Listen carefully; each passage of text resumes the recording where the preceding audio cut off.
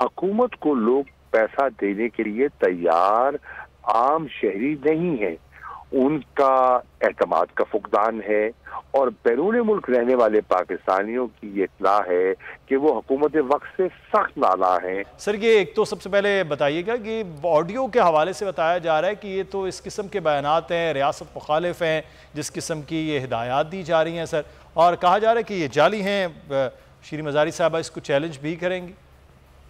دیکھیے، آپ کے علم میں ہے کہ فیک نیوز اور ڈسٹورشن بدقسمتی سے ایک ڈس انفارمیشن کا حصہ بن چکی ہے، اور ہمارے ہاں یہ اس کا بے دریغ استعمال ہو رہا ہے، اور جیسے ہم نے کہا کہ یہ فیک ہے۔ آپ نے دیکھا کہ کئی کلپس جو ہیں وہ جوڑ کر وہ ایک بنائی جاتی ہے لوگوں میں ایک تاثر غلط پیدا کرنے کا۔ پاکستان تحریک انصاف کوئی ایسا قدم نہیں اٹھائے گی جس سے پاکستان کی ریاست کو نقصان ہو۔ حکومت کے ساتھ ہمارا جھگڑا اختلاف چلتا ہے، چلتا رہے گا،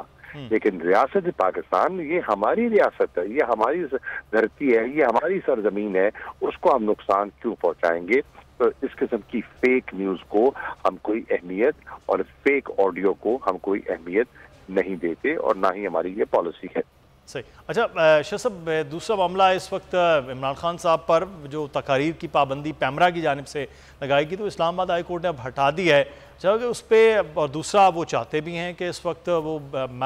ٹیلیتھون ایک پوری وہ کریں، تو یہ کس طرح سے دیکھ رہے ہیں جو فیصلہ آج اسلام آباد ہائی کورٹ کی جانب سے آیا ہے عمران خان کے حوالے سے؟ اسلام آباد ہائی کورٹ کا یہ فیصلہ ایک مثبت فیصلہ ہے، اور پہلی بات تو یہ ہے کہ ایک جمہوری حکومت کو زیب نہیں دیتا کہ وہ اس قسم کی پابندیاں لگائے۔ ایک طرف آپ کہتے ہیں فریڈم آف ایکسپریشن کی بات کرتے ہیں، میڈیا کی آزادی کی بات کرتے ہیں، اور دوسری طرف آپ میں اتنا حوصلہ ہی نہیں ہے کہ ملک کی مقبول ترین جماعت کے سربراہ کو آپ سن سکیں یا ان کا نقطہ نظر لوگوں تک پہنچ پائے۔ اس سے ظاہر یہ ہوتا ہے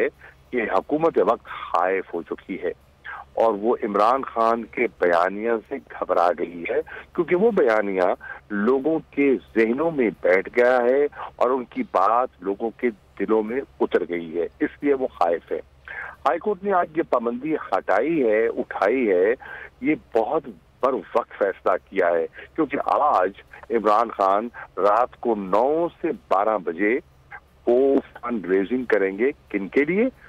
فلڈ افیکٹیز کے لیے، جو بارشوں کے اور سیلاب سے جو متاثرین ہیں سندھ میں، بلوچستان میں، پنجاب میں، خیبر پختونخوا میں،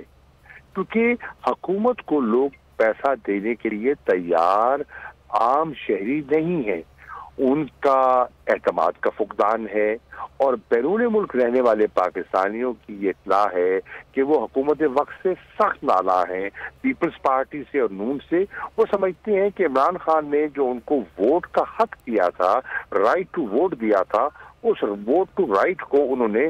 سلب کیا ہے، اور انہوں نے ایسا نہیں ہونے دیا۔ وہ پاکستانیوں کی مدد کرنا چاہتے ہیں، وہ پاکستان کی مدد کرنا چاہتے ہیں، لیکن حکومت کے ذریعے نہیں، وہ عمران خان کے ذریعے، کیونکہ عمران خان پر انہیں اعتماد بھی ہے، اور ان کو یہ بھی معلوم ہے کہ حکومت کے کوفر سے جو چیز جاتی ہے اس میں گھپلوں کے امکانات بے پناہ ہیں، اور یہاں عمران خان صاحب نے ثانیہ نشتر صاحبہ کی سربراہی میں جن کی پرفارمنس کرونا کے کووڈ کی جو لڑائی ہم لڑ رہے تھے اس میں ساری دنیا نے اس کی تعریف کی ہے کہ پاکستان کی جو فائٹ بیک تھا اور پروٹیکشن تھی اگینسٹ کووڈ وہ مثالی تھی اور کوٹ کیا جاتا ہے۔ تو ان کی سربراہی میں ایک کمیٹی بنائی گئی ہے جو انشور کرے گی یہ جو لوگ پاکستان کے اندر اور باہر سے جو پاکستانی پیسہ دیں گے اس پیسے کا صحیح استعمال ہو سکے اور لوگوں کی جیبوں میں نہ چلا جائے اور پھر منی لانڈرنگ کے ذریعے یہ پیسہ لوگوں کی ذاتی تجوریوں میں منتقل نہ ہو جائے جیسا کہ ماضی میں ہوتا رہا ہے۔ میں ہوں جاسمین منظور اور آپ مجھے دیکھیں گے صرف بول پر۔